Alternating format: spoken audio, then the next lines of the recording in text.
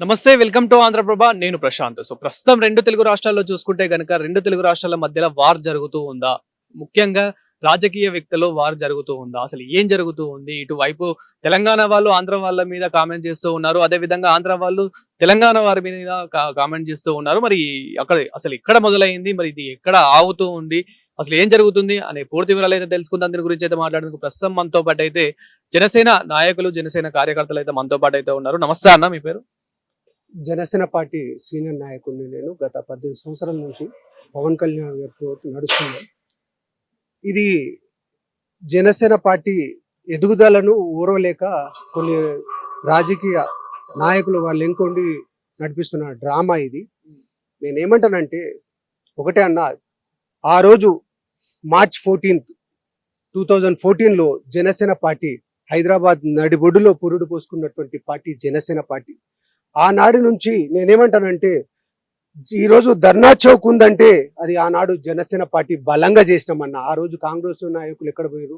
మేము అదే ఇప్పుడున్న గత ప్రభుత్వం టిఆర్ఎస్ నాయకులు కూడా ధర్నా చౌక్ను తీసుకుపోయి బయట పెడతామంటే ఆ రోజు మేము బలంగా మాట్లాడినామన్నా. దాదాపు 1000 మంది పోయి ఆ రోజు చేశాం. మరి అదే విధంగా ఆర్టీసీ ఉద్యమం అయినా, మరి ఇంటర్మీడియట్ విద్యార్థుల కోసమైనా, యురేనియం, మరి ఒక విషయం గుర్తుపెట్టుకోవాలి. ఇలా పొన్నమన్న ఏదో మాట్లాడుతున్నాడు, తెలిసి మాట్లాడుతుండో, సోయి ఉంది మాట్లాడుతుండో, సోయి లేక మాట్లాడుతుండో నాకు అర్థమైతలే. కానీ మీరంటే గౌరవం అన్న. కాకపోతే మాత్రము ఒక్కటి గుర్తుపెట్టుకోండి అన్న, ఒక విషయం చెప్తాను. యురేనియం తవ్వకాల మీద ఆ రోజు రౌండ్ టేబుల్ పెడితే మరి పవన్ కళ్యాణ్ గుర్తు ఆ రోజు నీకు తెలియదా అన్న? ఇలాంటివి చెప్పుకుంటూ పోతే చాలా ఉన్నాయన్న. ఆ రోజు విహెచ్ గారు, హనుమంతరావు గారు పవన్ కళ్యాణ్ గడప ఎందుకు దొక్కిండన్న? ఆంధ్ర అంటున్నారు కదా, ఇది ఎంతవరకు న్యాయం అన్నా? ఇలా ఇలా చెప్పుకుంటూ పోతే ఈ మన ఏదేమైనప్పటికీ నాగేశ్వరరావు గారు కొన్ని కామెంట్స్ చేశారు. అప్పుడు పవన్ కళ్యాణ్ గారే ఇక స్పందించవద్దు, ఇక వీలైనంత వరకు దీన్ని కామ్ చేయండి అని చెప్పేసి చెప్పడం జరిగింది. అయినప్పటికీ ఎందుకు జనసేన నాయకులు ఇప్పటికీ కూడా అతని పైన కొన్ని కేసులు పెట్టడం కానీ, ఇంకా ఇట్లా ప్రెస్ మీట్లు పెట్టి అతని గురించి మాట్లాడడం కానీ, ఇంకా కొన్ని కామెంట్స్ చేయడం కానీ తెలంగాణ మీద జనసేన నుంచి అనే కాదు, మొన్న కూటమి నుంచి కూడా మహానాల్లో ఏ విధంగా కామెంట్స్ చేశారు తెలంగాణ గురించి అనేది మనం చూసాము. సో ఎందుకని ఇదంతా? జనసేన పార్టీ కానీ ఎప్పుడు మేము ఎవరికి ఏ క్వశ్చన్ చేయాలో, రాజకీయ లబ్ధి కావాలని మేము ఎన్నడూ ఆశించమన్నా.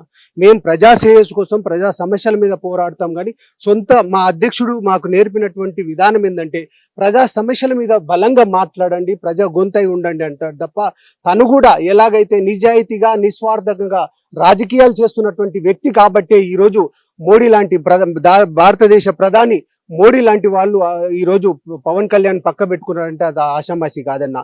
నేను ఒకటే చెప్తున్నా, మీరు రాజకీయంగా ఏదన్నా ఉంటే బలంగా పనిచేయండి, ప్రజల మంచి గుర్తింపు తెచ్చుకోండి. కానీ కల్లుబొల్లు మాయాదారి మాటలు మసిపూసి మామిడికాయ చేస్తా అంటే తెలంగాణ రాష్ట్ర ప్రజలు నమ్మరు.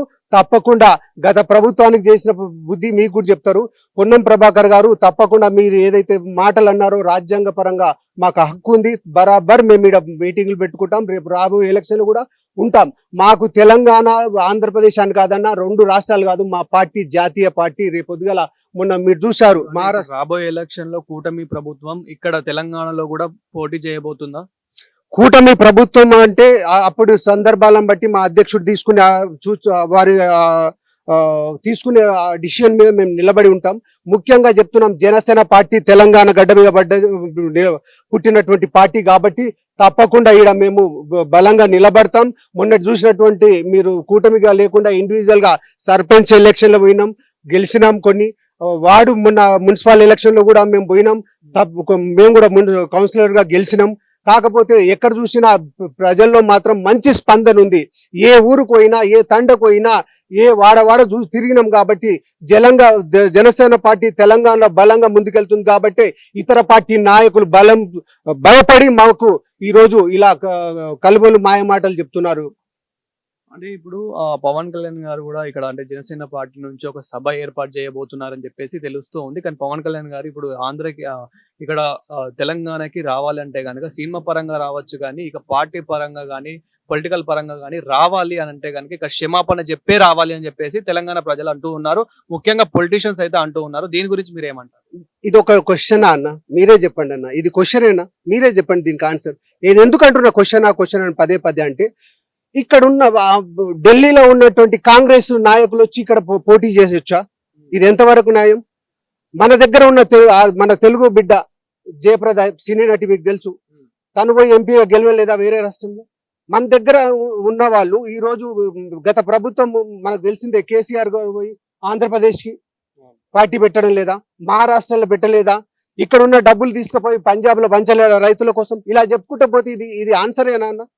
కాలు పెట్టము ఇవన్నీ వాళ్ళకు సోయుండి మాట్లాడుతురా? ఈరోజు కల్వకుంట్ల ఇంకోటి కూడా రాజ్యాంగం కల్పించిన హక్కులను కాల రాస్తామంటే తెలంగాణ రాష్ట్ర ప్రజలు అసలే యాక్సెప్ట్ చేయరు. ఇది గుర్తుపెట్టుకోవాలి నాయకులు ముఖ్యంగా.